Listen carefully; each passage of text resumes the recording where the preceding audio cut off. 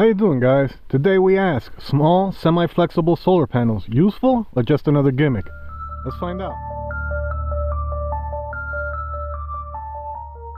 Okay guys, so today we're going to be looking at the Suaoki 18 watt solar battery maintainer charger. It's rated at 18 watts, 12 volt panel that puts out about 1 amp. Go ahead and pause on that so you can look at the details. Semi-flexible solar panel battery charger maintainer. They put a bunch of different nomenclatures on here, but it's basically a semi-flexible solar panel.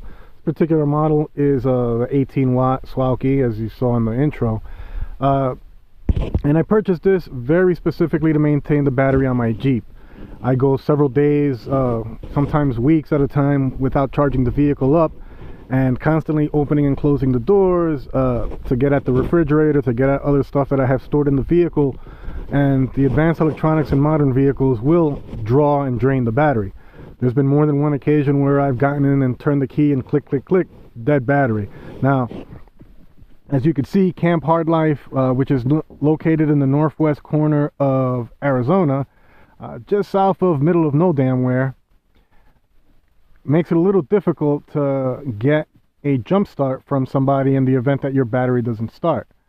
Now, I want to forego that. I don't want to walk 10-12 miles to my nearest neighbor in the hopes that somebody's home and they're willing to come all the way out here to just give me a jump. I've not tried that, and I'm not looking to try that. I like to be self-sufficient, and that's what drew me to test this out. Now, I bought this in combination with a battery tender solar, and there's a video going to be coming up reviewing that as well. The panel itself I've been extremely happy with. I can't say that I've attempted to bend it past the 30 degrees or even to the 30 degrees that they're supposedly rated for. That's just looking to break the cells on the panel itself, and that's not what I'm looking to do. I know that I say that I'm hard on some on my equipment, and I am, but I'm not stupid. I'm not looking to destroy it just on purpose. I do use the SAE connector, and this has been extremely helpful. It does come with a DC plug, but it did come with a SAE adapter as well as a cigarette lighter adapter, and I have that on the tail end going into the cigarette lighter port of my vehicle, which maintains the battery. I've got to say that since I've installed this, I've not had one single time that I've tried to turn on the vehicle and it hasn't started. Starts on the first turn, it just starts right up, no problems whatsoever. Since I've had such success with it maintaining the battery itself, I've gone ahead and I've tried it with a couple of other things. So the Suaoki battery pack, the S70, and you've seen that in other videos, link up above for that review. It does charge it. I mean, at 18 watts and 1 amp, it does take a bit longer, so it'll take about a day and a half of sun as opposed to the day that it takes with the 50 watt panel. The solar charge control on it is gonna throttle it back to 2 amps. So although that solar panel, that full-size solar panel will pull it out 4.5 amps, it gets throttled back to 2 by the charge controller. So this 1 amp, you'd think double the time, but it doesn't work out to double the time. Like I said, a day and a half of sun, not a day and a half as in 18 hours.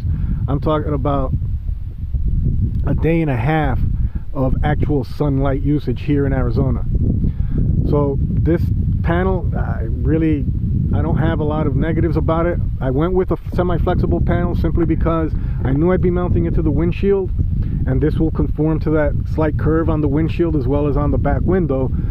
Flat panel itself, it would not mount correctly, and with the high winds that we tend to get out here in the middle of the desert, it would just fly off. So that wasn't a viable solution.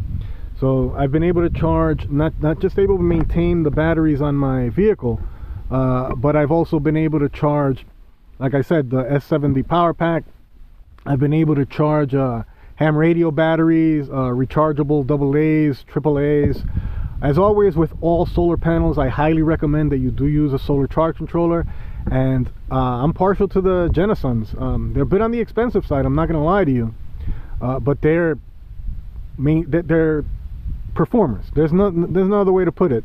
They're rugged and they will take a beating, and they just perform. I'm not telling you that that's the way that you need to go. Those are just the ones that have been very successful for me. Unfortunately, my last Gensun did get boosted at a talk that I gave, a demonstration that I was giving at the nearby reservation. But I hope to be able to pick another one up. As always, guys, well, to answer this question, are they useful or a gimmick? Not a gimmick, extremely useful. You know, you do have to temper your expectations for what you're getting. Realize it's 18 watts at 1 amp, so you're not gonna charge a full-size battery, 100 amp hour battery, a marine deep cycle battery in a day or 2 days. You know, you're looking at 100 amps.